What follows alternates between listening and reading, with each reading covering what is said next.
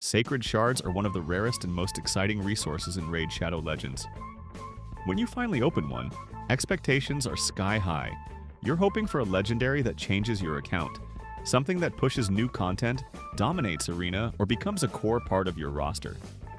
But the truth is, not every legendary lives up to that moment. Today we're breaking down 3 legendary champions that most players agree feel extremely underwhelming pulls from Sacred Shards. This isn't meant to disrespect anyone who uses them. It's simply an honest look at why they struggle to justify their cost and investment. Let's jump in. First up, Pixneal, a champion frozen by her own design. Pixneal's entire identity is built around one mechanic: freeze. And unfortunately, that's exactly where things start to fall apart. Freeze is one of the least dependable debuffs in the game. Very few champions can apply it consistently, and most late-game content doesn't reward building teams around it at all. That leaves Pixneal constantly waiting for ideal scenarios that almost never happen. Her main AoE can place freeze, but only for a single turn, and only after dumping a heavy amount of legendary books into her kit. Her next ability depends on enemies already being frozen just to land meaningful debuffs like Weaken. That makes her rotation slow, clunky, and frustrating in real combat. She does bring some healing and defensive support, but there are cheaper champions who do that job more reliably with far less setup. When you combine long cooldowns, extreme book requirements, and a mechanic that rarely shines, Pixneal ends up feeling weaker than many epics.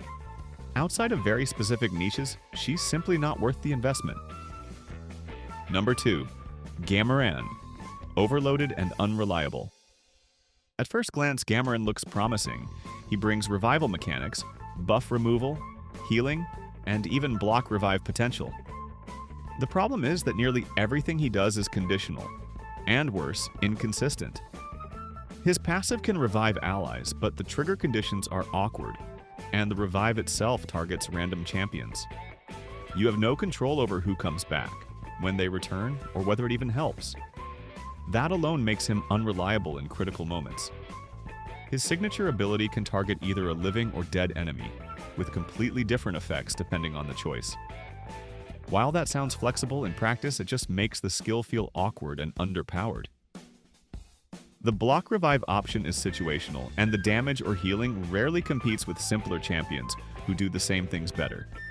He does have a solid buff steal, and his basic attack isn't terrible, but for a legendary champion, not terrible isn't good enough.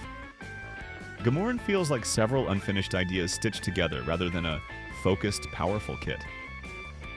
Third, Vergamkar, intimidating, tanky, and forgettable. Vergamkar looks impressive at first.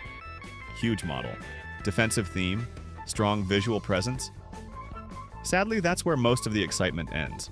The core of his kit revolves around provoke mechanics, either countering it, removing it from allies, or benefiting when enemies try to use it. The issue is simple. Provoke just isn't common or threatening enough to build an entire legendary around.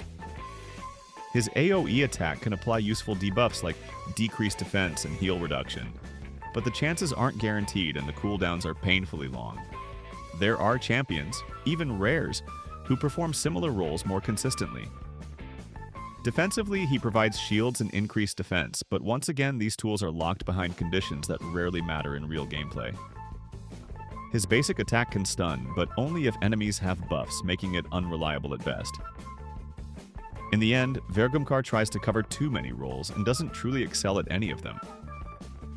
For most players, he ends up warming the vault while simpler champions do the work. Final thoughts. Legendary champions should feel impactful. They should either dominate a role or bring something truly unique to your account. Unfortunately, these 3 often fail to meet that standard, especially when you factor in the cost of books, gear, and time. If you pulled one of them, don't panic. They can still function in early progression or very specific setups, but if you're choosing where to invest your resources, there are far better options that will push your account further, faster. And of course, opinions vary. If you found a way to make one of these champions shine, that's awesome. Raid is all about experimentation and creativity. Good luck with your pulls, and may your next Sacred Shard finally deliver what you're hoping for.